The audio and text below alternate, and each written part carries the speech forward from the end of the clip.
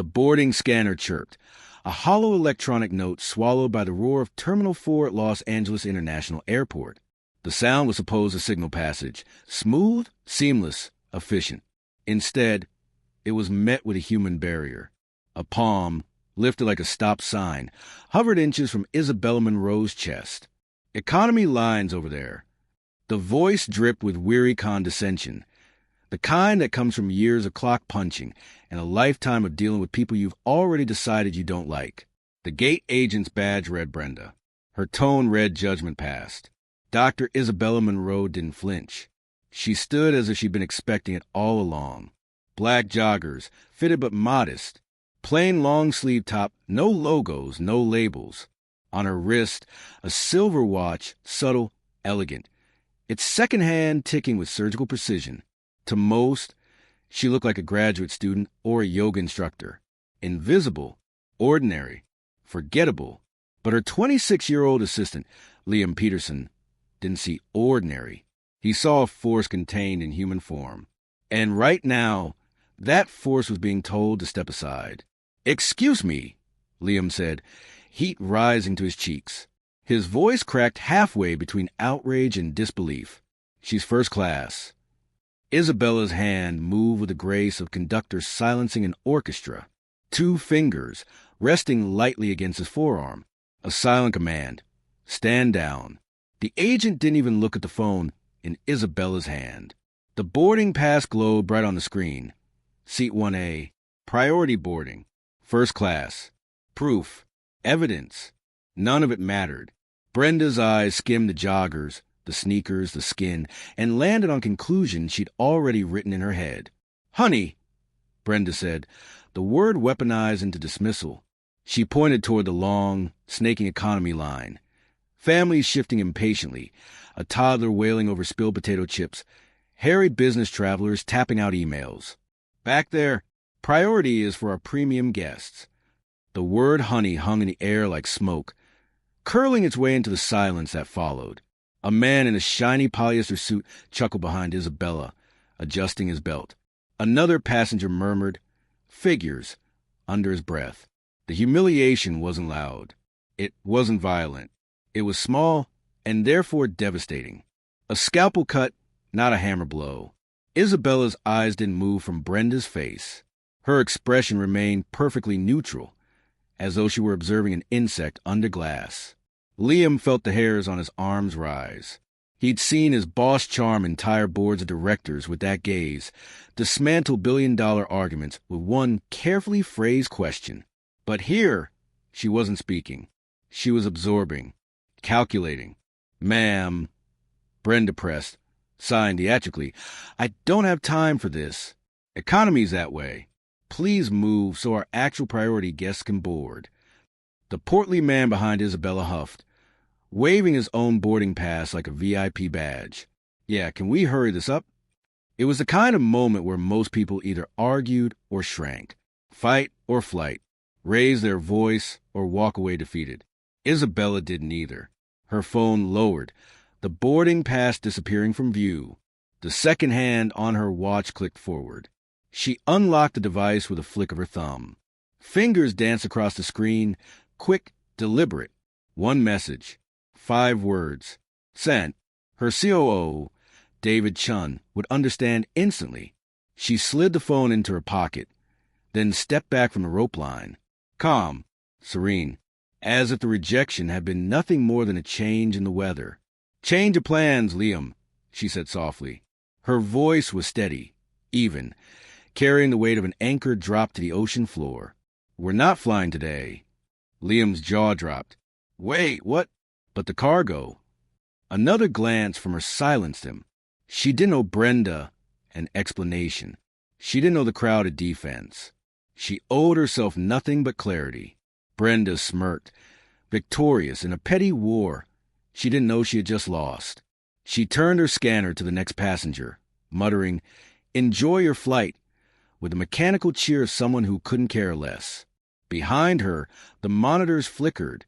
Just for a second, a red banner cut across the departure status. Boarding suspended. Gate authority revoked. The scanner beeped angrily, refusing the next passenger's boarding pass. Brenda tapped the screen, annoyed. The system didn't respond. "Oh, what's going on?" the man in the shiny suit barked. The gate agent frowned. "Probably another glitch," she muttered. But Liam saw it. Isabella had stepped back, serene as ever, her gaze shifting from the departure board to her watch. Her phone buzzed once in her pocket, a silent confirmation. A storm was already building. Passengers shifted uneasily. The line stalled. The agent's computer screen froze. Phones lit up as travel apps updated in real time. Flight status. Pending. The airport's noise swelled like an orchestra tuning for chaos. Murmurs. Questions. Anger. And through it all, Isabella Monroe stood utterly still, the eye of the hurricane. Liam swallowed hard, his voice trembling. "Dr. Monroe, what did you just do?" She turned to him, her expression unreadable. "Taught a lesson," she said simply. "One they'll never forget. If you are enjoying this story, please subscribe to support the channel." The ripple began as a vibration in a pocket 400 miles north. David Chun, COO of Monroe Dynamics, excused himself mid-sentence from a meeting in San Francisco. His phone buzzed with a pattern only one person in the world could send. 3 short, 2 long. A private code. He stepped into the hallway, screen glowing with 5 words. "Execute protocol Indigo. Phoenix AirMed immediate." His pulse hammered. There had never been an Indigo. They had planned for it, drilled for it, whispered about it like a nuclear option no one ever wanted to touch. But Isabella Monroe had just pulled the trigger. That meant something catastrophic had occurred. Cargo lost. Plane down. Systemic betrayal. David didn't hesitate. He unlocked his laptop, logged into the encrypted dashboard, and typed his authorization code. The world began to burn. At Phoenix Air's Dallas headquarters, Robert Sterling, Senior VP of Corporate Accounts, leaned back in his chair, licking barbecue sauce off his fingers from a late lunch. His inbox pinged. The subject line hit like a gunshot. "Immediate contract termination. Monroe Dynamics, Clause 34B. He blinked. Read it again. No. Impossible. Monroe was their single largest cargo account, nearly half of the airline's biomedical shipments. Billions in revenue pipelines. His phone rang before his brain caught up. It was the head of cargo. "Bob, what the hell is happening?" Every Monroe shipment just vanished from the system. "It's a bloodbath. Hundreds of flights unprofitable in a click. Did we get hacked?" Sterling's heart sank. "No," he whispered. "We just got dropped. Back at LAX. The gate looked like a stalled anthill. Passengers shifted, muttered, raised their voices. Phones buzzed with alerts. Boarding delayed, then status pending. The portly man in the shiny suit demanded answers. Families pressed forward. A toddler wailed again, this time swallowed by a chorus of adults. Brenda jabbed at her frozen computer screen. Damn IT system. Always breaks when we're slammed. She plastered on her brittle smile. "Folks, give me just a second." Liam wasn't watching the screen. He was watching Isabella. She stood a few steps back from the rope line, hands folded lightly in front of her, gaze locked on the departures board. She looked almost peaceful, like she was observing a tide roll in. Around her, the storm was building. "Dr. Monroe," Liam whispered urgently, leaning close. "That text you sent, it's doing this, isn't it?" She finally looked at him. Her eyes were calm, too calm. "Cause and effect, Liam." He shook his head, jaw tight. "They're panicking out there. Look at them." He gestured at the crowd, at Brenda frankly tapping, at the murmuring passengers now filming on their phones. "You just shut down a flight. Over a line." A flicker of disappointment crossed her face. Not at him, but at his words. "Not over a line," she said quietly. "Over what that line revealed." Down the jet bridge, the station manager, Frank Davies, sprinted into view, tie askew, sweat already staining his shirt collar. His walkie-talkie buzzed with shrill corporate demands. He was mid-sentence. "Yes, sir. I'm at the gate now. We'll get this under control." When his eyes landed on a red alert flashing across Brenda's terminal. Boarding suspended. Gate authority revoked. Frank froze, his blood draining. This wasn't IT. This was systemic. This was war. "Brenda," he hissed, storming to the desk. "What the hell happened here?" She flinched. "Nothing. It's the system." Just froze up. Frank leaned in, his voice sharp. "Corporate says this flight, was flagged by Monroe Dynamics. Do you remember anyone from Monroe?" Brenda blinked. The name rang faint bells from cargo manifests, but she wasn't cargo. She was faces and boarding passes. Nobody special. "No," she stammered. "Just the usual. Families. Suits. Some lady in joggers who thought she was priority." The world seemed to tilt under Frank's feet. His eyes darted the crowd, past the businessmen, past the families. His gaze caught on her, the woman in joggers, standing by the Hudson News kiosk, calm as the rest of the terminal boiled. Next to her, the nervous young man with a laptop bag. Frank's stomach dropped. In Dallas, traders noticed a disruption. Automated systems flagged unusual shipping volume decrease for Phoenix Air. Algorithms interpreted catastrophe. Sell. Shares tumbled 2 points in a minute. By the time Brenda finally got her scanner to spit out an error code, Phoenix stock had shaved $200 million in market value, and Isabella hadn't moved a muscle. Frank's walk to her felt like approaching a firing squad. He smoothed his shirt, wiped his sweaty palms, and forced his lips into something resembling a smile. "Dr. Monroe," he croaked, his voice cracking. Liam stiffened, stepping slightly in front of his boss. "How do you know her name?" Because Frank had just been screamed at by Dallas. Because her face was in every business magazine for the last 4 years. Because she wasn't supposed to be standing in joggers in his terminal like an ordinary traveler. He stammered. "I'm the station manager here. There's been a terrible misunderstanding." He shot a glare at Brenda, who was now pale as chalk. "This isn't who we are. Please, let us fix this." Isabella tilted her head slightly, studying him. When she spoke, her voice was soft, clear. Each word a scalpel. "It was not a misunderstanding, Mr. Davies. Your employee was clear. She assessed me, judged me, and instructed me. I chose to accept her assessment." Frank blinked, not understanding. "Accept her assessment? What does that?" "She decided my patronage was not a priority," Isabella said, her tone never rising. "So it isn't." Liam watched Frank crumble. The man's face glistened with sweat, his body language folding inward. It wasn't negotiation anymore. It was a verdict. "Please," Frank whispered, voice breaking. "We'll upgrade you, compensate you, terminate the staff responsible. Don't do this. We've been partners for 20 years. The silence stretched, heavy and brutal. Isabella let it sit until it was unbearable. Then she spoke. "Mr. Davies, this isn't about my feelings. It's about your system. If bias exists at the gate, it exists everywhere. Cargo, cockpit, operations. And my company transports materials where a 1-hour delay means death. This culture introduces a risk I cannot accept." Her words were quiet, but Liam felt them hit like a hammer. He saw it in Frank's eyes, too, the dawning horror. "The contract is terminated," Isabella concluded, irrevocably. For the first time, Liam's chest tightened with something close to fear.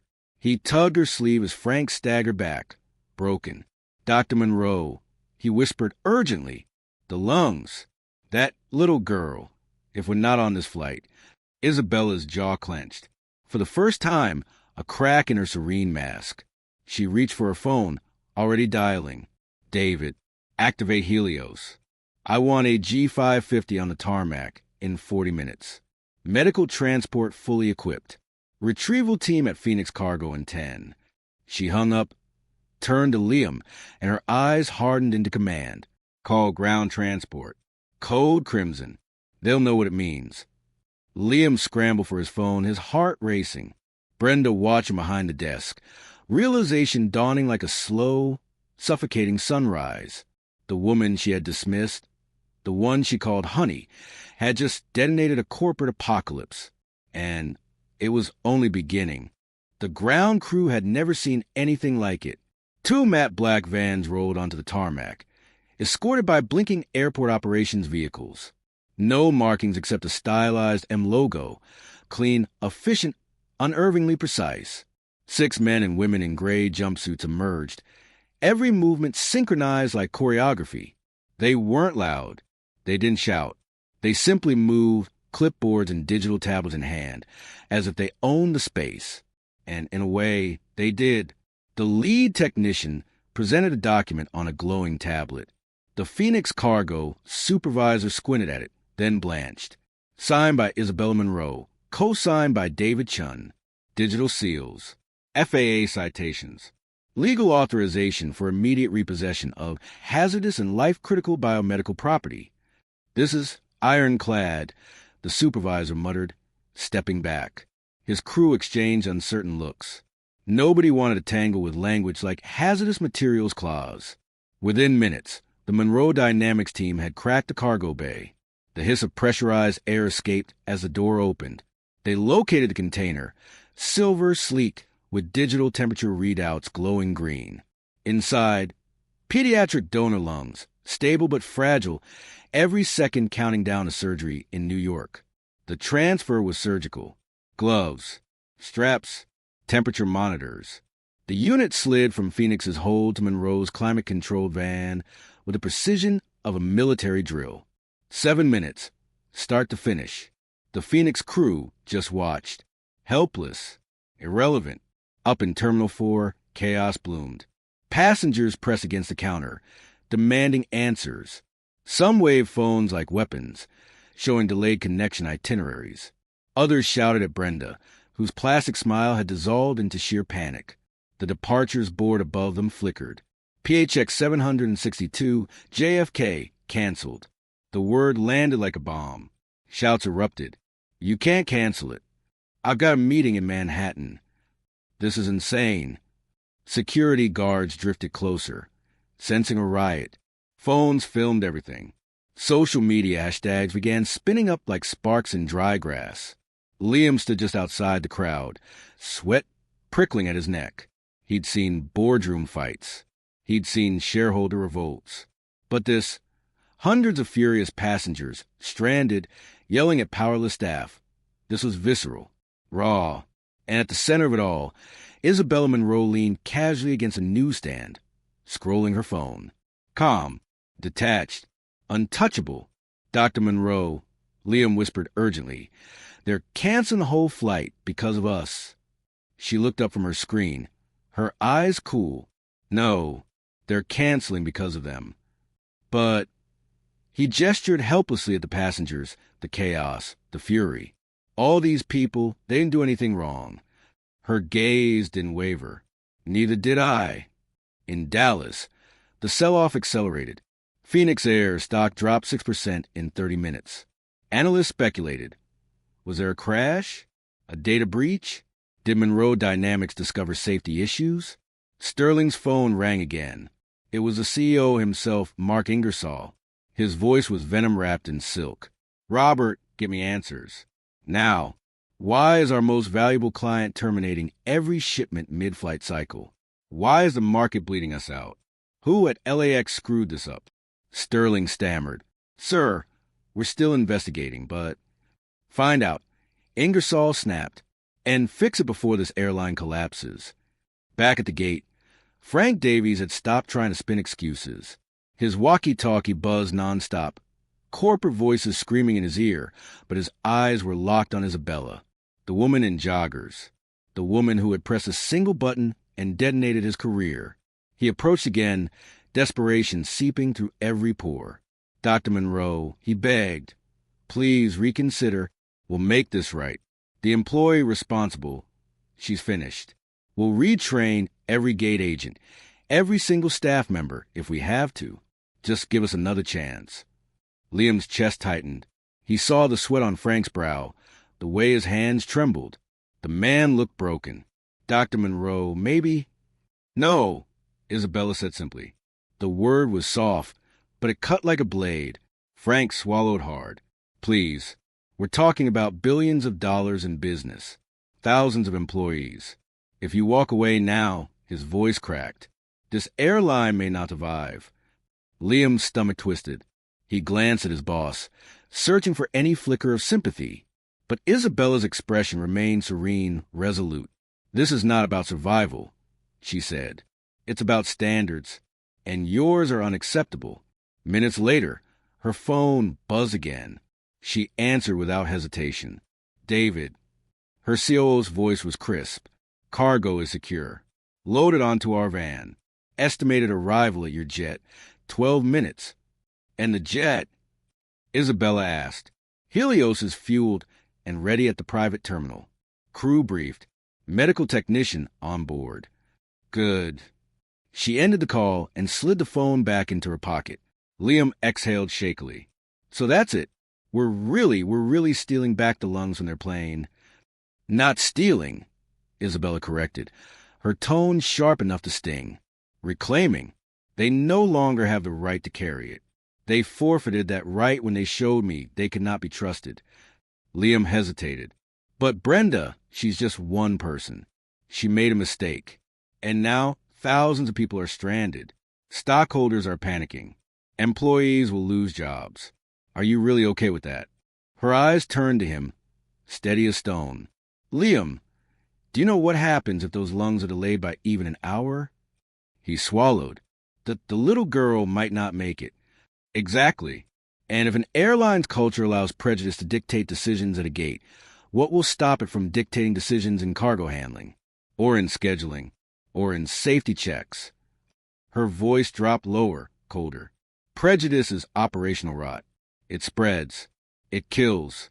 My duty is to stop it before it touches a single organ, a single vial of treatment, even if that means burning down an airline."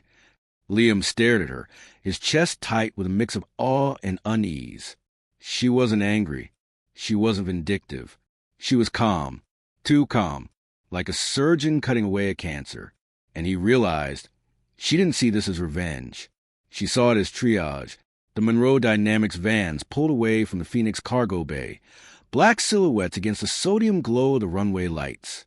Inside, the silver container rested secure, vital steady, every readout glowing green. The Phoenix crew watched them drive off in silence. One of them finally muttered, "We just lost everything, didn't we?" The supervisor didn't answer. He just rubbed his temples and stared at the ground. In the terminal, the angry chorus of passengers grew louder. Brenda stood behind the counter, ashen, her career collapsing in real time. She kept muttering the same words. "I didn't know." "How could I know?" Frank Davies slumped against the wall. Phone pressed his ear, listening to Dallas scream. He felt like a man trapped under rubble, suffocating. And across from him, Isabella Monroe stood tall, serene, a still point in the chaos she had unleashed. She checked her silver watch. The second hand ticked forward. Every beat carried a simple truth. There was no going back. The Escalade's tinted windows reflected the chaos they left behind. Sirens wailed faintly in the distance. Airport security trying to control the angry mob at Gate 44B. But inside the luxury SUV, silence reigned. Isabella sat with perfect posture, phone in her lap, eyes closed as though meditating. Across from her, Liam clutched his laptop bag like a lifeline, his knee bouncing with nervous energy. His mind replayed the past hour. The insult, the cancellation, the repossession. Every moment escalated into something bigger, louder, more irreversible. And now they were racing against the clock, not to make a meeting, but to deliver a child's lungs. ETA to the private terminal, 15 minutes. The driver announced, his tone brisk. He knew this was no ordinary pickup. The words Code Crimson had cleared every checkpoint like a presidential motorcade. Liam glanced out the window. The airport perimeter blurred past, floodlights cutting arcs across the tarmac. For the first time, he let the fear settle into words. What if we don't make it? Isabella opened her eyes. Calm, focused. We will. You can't know that, he pressed. We've lost 30 minutes already. What if there's traffic? Weather? What if... Liam, she interrupted gently but firmly. In this line of work, doubt is poison. You never let it take root. You plan. You build redundancies. And when one fails, you move to the next. That's why Helios exists. That's why we have a G550 waiting right now. We will make it. Her certainty chilled him. Not because anyone believed it, he did, but because she believed it absolutely. The convoy swerved onto a restricted service road, escorted by 2 police motorcycles whose lights painted the night in staccato red and blue. A Phoenix Air baggage cart screeched to a halt at an intersection, forced to yield as Isabella's motorcade surged past. Workers stared, bewildered. Somewhere behind them, Flight 762's crew was being told to disembark. Passengers cursed into their phones, demanding hotels and rebookings. But the lungs, once in Phoenix's hold, were now locked in a Monroe Dynamics van at the center of this midnight procession. The real flight was still alive, just not for them. Liam's phone buzzed. He fumbled it open. A notification. Phoenix Air stock now down 9%. $400 million erased in under an hour. He read it twice, then showed it to Isabella. This is insane. You just gutted a company. She glanced at the screen, then back to the dark road ahead. Correction. They gutted themselves. I simply stopped pretending I hadn't noticed. The words landed heavy in his chest. He pressed. But Brenda, she's finished. Frank, too. Thousands of employees will suffer. Investors. Families. Don't you ever feel guilty about that? Isabella finally turned to him. Her eyes were sharp, her tone precise. Guilt is for those who hesitate. Regret is for those who fail. My responsibility is singular. Protect the chain of trust between our cargo and the lives of the other end. If one gate agent's prejudice cracks that chain, I must cut it entirely before it spreads. That is my duty. Liam swallowed. He understood her logic, but his heart rebelled. He thought of Brenda's ashen face, Frank's sweat-soaked desperation. The collateral damage of one insult seemed unbearable. And yet, somewhere in New York, a surgical team was scrubbing in, waiting on lungs that would save a child's life. Without Isabella's ruthlessness, that child would already be slipping away. The paradox twisted inside him. Was she a savior or destroyer? The Escalade skidded to a halt outside the private suite terminal.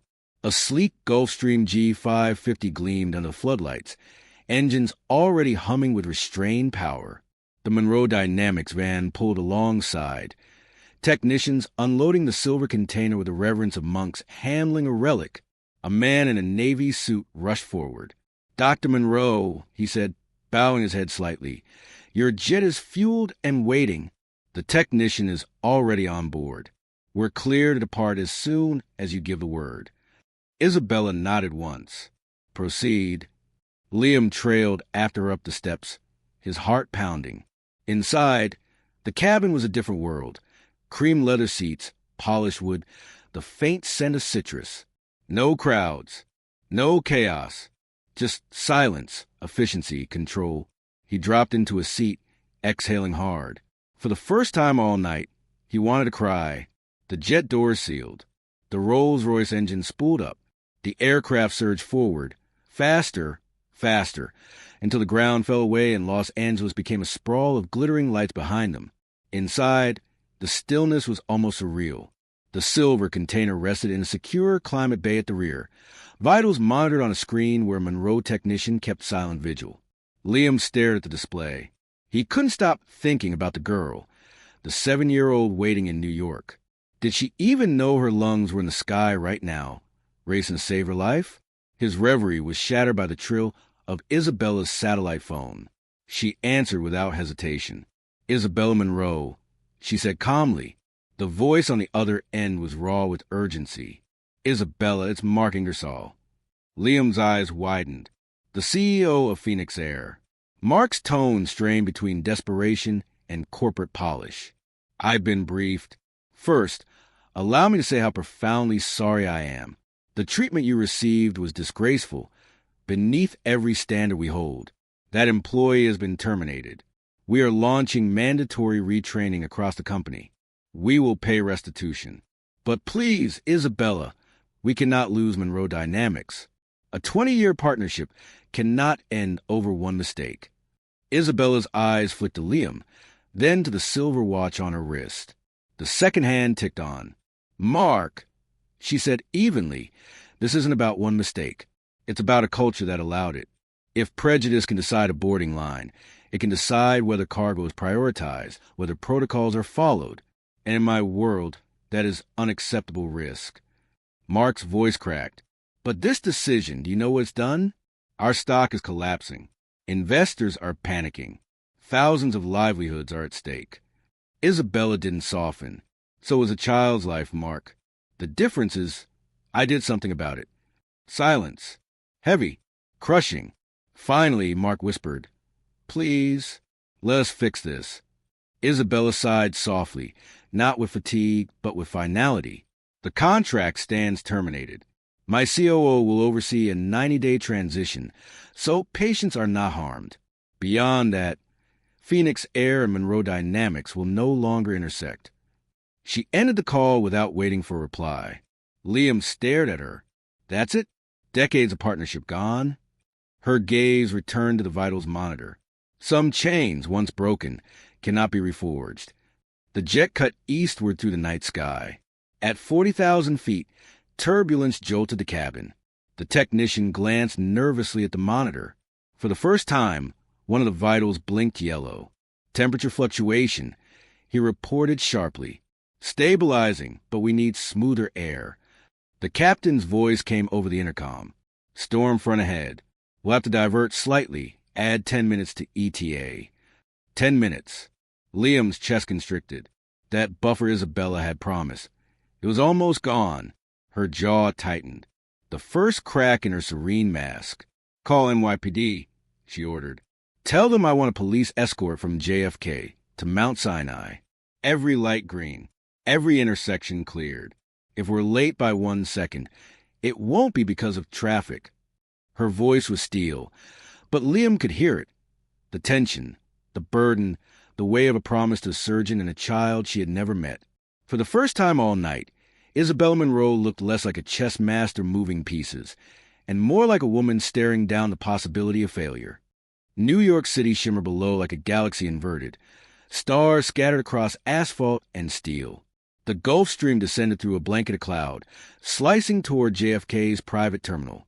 The cabin lights dimmed, casting Isabella in half shadow, her silver watch glinting with each second's passage.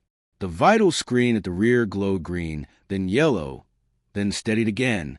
The technician's hands hovered, ready to adjust temperature regulators, eyes locked as if praying through science. Liam sat rigid, fists clenched against his knees. He wanted to ask Isabella if she was afraid, if she doubted, if she regretted. But one look at her, serene, centered, stilled the question. He realized she wasn't afraid of failure. She was afraid of wasting time asking what if. The wheels kissed the tarmac with surgical precision. A black Monroe Dynamics SUV idled on the runway, its rear doors already open. 2 NYPD cruisers flanked it, their lights painting the night in urgent red-blue strobes. Engines roared. The air smelled of kerosene and rain. The jet door opened. The technician rolled the container down the steps with reverent care. Within seconds, it was secured in the SUV, monitors still glowing. The convoy lurched forward. Sirens wailed. Clearing the way, Liam stumbled into the back seat beside Isabella. The city blurred past, bridges, tunnels. Avenues empty like veins drained the traffic. New Yorkers craned their necks as the midnight motorcade screamed through red lights. For once, no horns blared. Everyone seemed to sense. This was life in motion. At Mount Sinai, the surgical team waited in a sterile theater that smelled faintly of antiseptic and tension. Dr. Anna Sharma, lead surgeon, checked the clock for the 12th time. She scrubbed her hands, her voice clipped, her heart thundering. "Status," she barked. A nurse glanced at the secure line. Convoy 3 minutes out. 3 minutes. The child was already prepped. Anesthetized, held in suspension between risk and salvation. Back in the SUV, Liam finally broke the silence. "You put all this in motion over a single insult." His voice cracked, not accusatory, but bewildered. Isabella turned her gaze from the window. "No, not over an insult, over evidence." Evidence. That one woman's bias revealed the truth about the company she represents. A chain is only as strong as its weakest link, Liam. And in our business, the weak link is never abstract. It's a child on an operating table. I will not gamble lives on the hope that a corporation will magically fix itself. He looked at her, really looked. He saw no triumph, no smugness, just exhaustion beneath her composure, and something deeper, grief for the choices she had to make. "Do you ever feel bad?" he whispered. Her answer was quiet. "Every time. And then I remember the patients who would feel worse if I didn't act." The convoy screeched into Mount Sinai's private bay. Nurses and scrubs swarmed like a strike team, rolling the container onto a gurney, monitors beeping. The technician rattled off vitals, temperatures, oxygen levels. Dr. Sharma appeared, her eyes sharp despite the hour. She nodded once at Isabella. No words, just mutual recognition. Two women who understood stakes.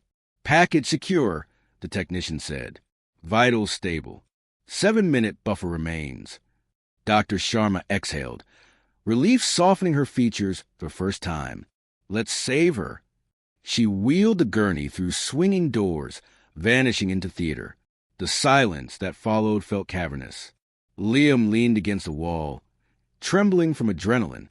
Isabella stood near the entrance, hands folded lightly before her, her face unreadable.